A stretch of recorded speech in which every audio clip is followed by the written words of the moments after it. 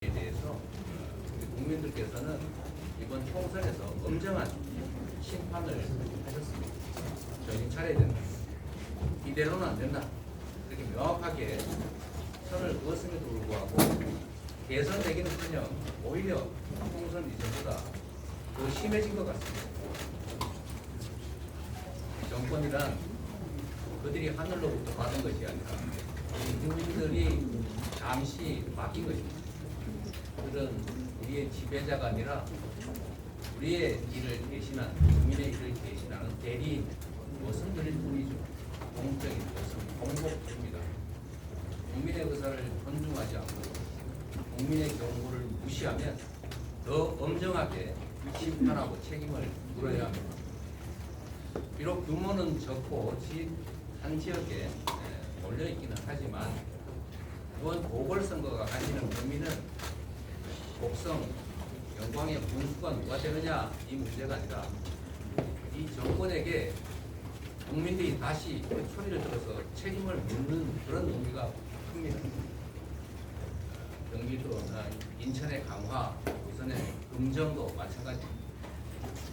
이번 선거는 또다시 정신 못 차리고 과거로 퇴행하는 정권에 엄정하게 소리를 들어 징계하는 선거다라는 생각을 해주시길 부탁드립니다. 요새 금융치료라는 말이 유행인데 이 정권에는 선거 치료가 필요하겠다 생각입니다. 더불어민주당에 대해서 영광 국민 여러분, 곡성 국민 여러분, 전남 도민 여러분께서 흡족하지 않다는 거 저희도 잘 알고 있습니다. 그러나 국민 여러분, 도민 여러분, 한 걸음씩 더 나아가도록 노력하겠습니다. 우선 우리가 정치적 선택을 할 때 지금까지처럼 특정 소수가 소위 기득권으로 후보 마음대로 정하고 도민들 또는 국민들의 의사에 반한 결정들을 해온 사례들이 없지 않은데 앞으로 더불어민주당 그런 일 없을 겁니다. 그리고 이번 보궐선거도 보통 재보궐선거는 중앙당이든 도당이든 일방적으로 후보 전략공천하는 게 정상적인데 하여튼 더불어민주당 이 지도부로서는 이 국민들의 의사를 최대한 존중해서 국민들의 뜻에 맞는 후보를 선택하기 위해서 노력했습니다. 안타깝게도 일부 후보는 경쟁 자체가 싫다, 내가 후보가 될 가능성이 적다 이렇게 생각했었는지 몰라도 이 경쟁 체제를 벗어났습니다. 이런 식으로 하면 민주주의가 정착될 수가 없습니다. 이 점에 대해서도 국민들께서 판단을 좀 해주시라 부탁드립니다. 민주주의란 내 뜻을 일방적으로 관철할 수 있는 게 아닙니다. 각자가 원하는 바가 있고 입장이 있겠지만 서로 합리적인 룰 안에서 경쟁하고 그 경쟁의 결과를 수용하고 받아들이는 것, 그게 다음에 또 다른 선택을 가능하게 하는 민주주의 시스템 아니겠습니까? 그 시스템을 존중해 주는 이 민주주의에 대한 존중 꼭 필요하다 말씀을 드립니다. 이 점에 대해서 우리 국민들께서 판단해 주십시오. 또 한 가지 이런 말씀을 하나 꼭 드리고 싶습니다. 제가 얼마 전에 이런 지적을 받은 것이 있습니다.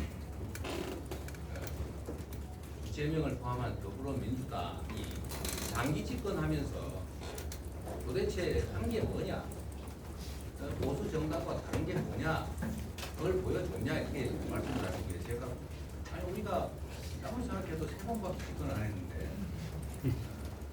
무슨 장기 집권이냐 이렇게 했더니 특정 지역에서는 당신들이 사실상 장기 집권하고 있지 않냐, 그런데 그 지역의 정치가 다른 보수 정당이 영구 지배하고 있는 지역의 정치와 다르다는 걸 당신들이 보여줬냐 이렇게 물어서 제가 갑자기 숨이 확 찼던 기억이 있습니다. 그 지적이 맞지요.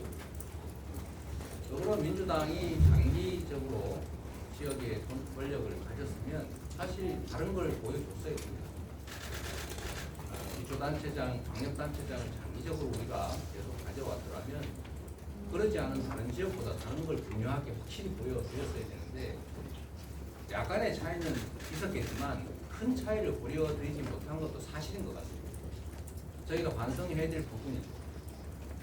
저도 경기도나 수도권에서는 굉장히 치열하다 보니까 단체장들이 정말 열심히 해서 좀 색다르다는 걸 보여드렸던 것 같습니다. 저의 성남시도 그랬고, 저 우리 김우영 의원이 있는 경기도 그랬고, 어쨌든 경쟁이 치열한 지역은 차이들을 많이 만들어냈는데 경쟁이 치열하지 않는 내부 경쟁만 센 지역에서는 그러지 못했던 측면들이 있는 것 같습니다. 그런데 이제는 달라져야죠. 제가 2년간 당대표를 했지만 이제 총선에서 처음으로 저희가 소위 공천을 하지 않습니까?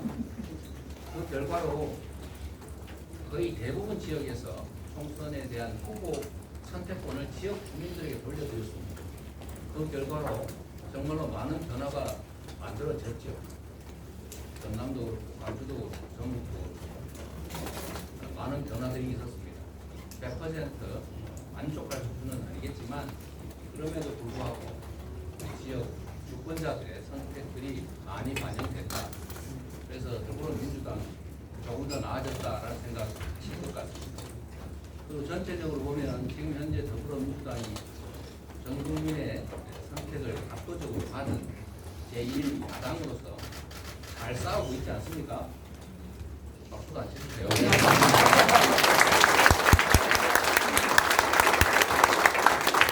잘 싸울 뿐만 아니라 국민들의 민생도 잘 챙기고 이 나라의 미래가 잘 열릴 수 있도록 준비도 잘 해 나가겠습니다. 그리고 이 지방자치 문제는 이 새로운 더불어민주당 체제가 아직 한 번도 어떤 정치적 결정을 하지 못한 상태입니다. 그래서 저희가 한번 보여드리려고 합니다.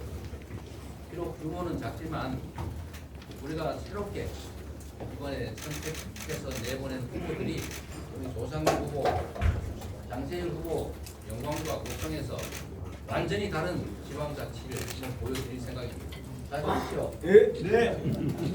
제가 예를 하나 들어보겠습니다. 사실 제가 오면서 국성은 조사를 못 해봤는데 영광만 해도 인구 5만에 1인당 예산이 1,500만 원쯤 되는 것 같아요.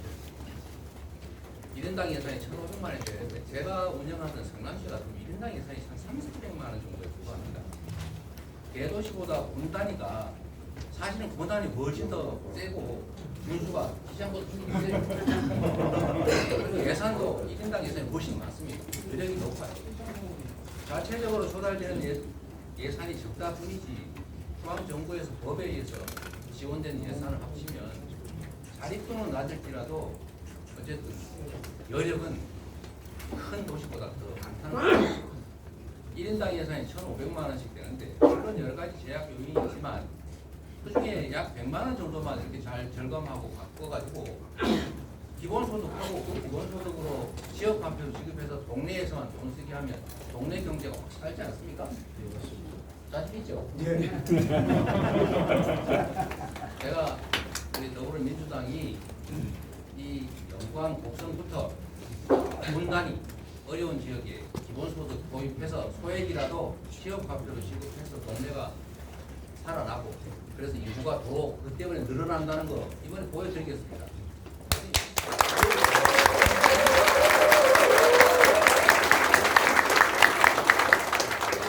좀 이따가 저것도 할 거니까 정책기획도 할 건데 제가 신안 얘기를 가끔씩 해요. 여기도 가깝죠.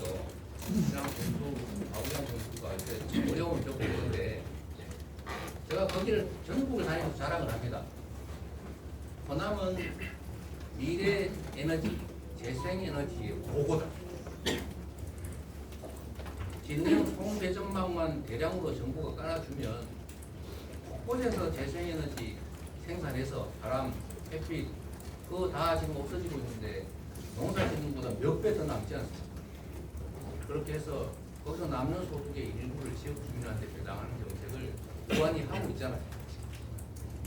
신안이 하고 있는데 그 액수가 연간에 뭐 가구당 200~300만 원에 불과한데도 뭐 인구가 늘어나고 있지 않습니까? 전국에서 유일하게. 영광도, 곡성도 그렇게 할 수 있지 않습니까? 예.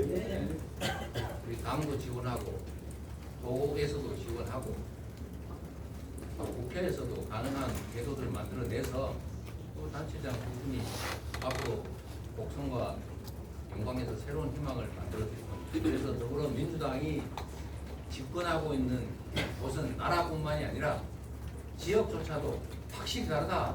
이거 한번 보여드릴 텐데 그런 기회를 우리 영광 국민, 복성 국민 여러분께서 꼭 만들어 주시기 바랍니다.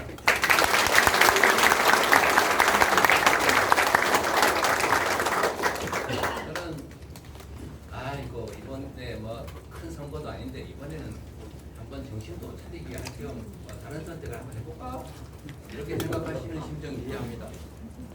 그러나 말씀드렸던 것처럼 이 선거는 규모는 작고 정치적이기 때문에 이게 윤석열 정권에 주는 엄중한 2차 경고의 성격을 좀 가지고 있고 더불어민주당이 장기적으로 집권하고 있는 것은 지역조차도 지방자치 정부조차도 확실히 다르더라 이걸 보여줄 수 있는 좋은 후보를 저희가 이번에 선택을 했으니까 여러분이 선택하셨으니까 꼭 확실하게 압도적으로 승리하게 해주셔서 영광과 복성의 새로운 미래를 확실하게 열어주시기 부탁드립니다. 고맙습니다.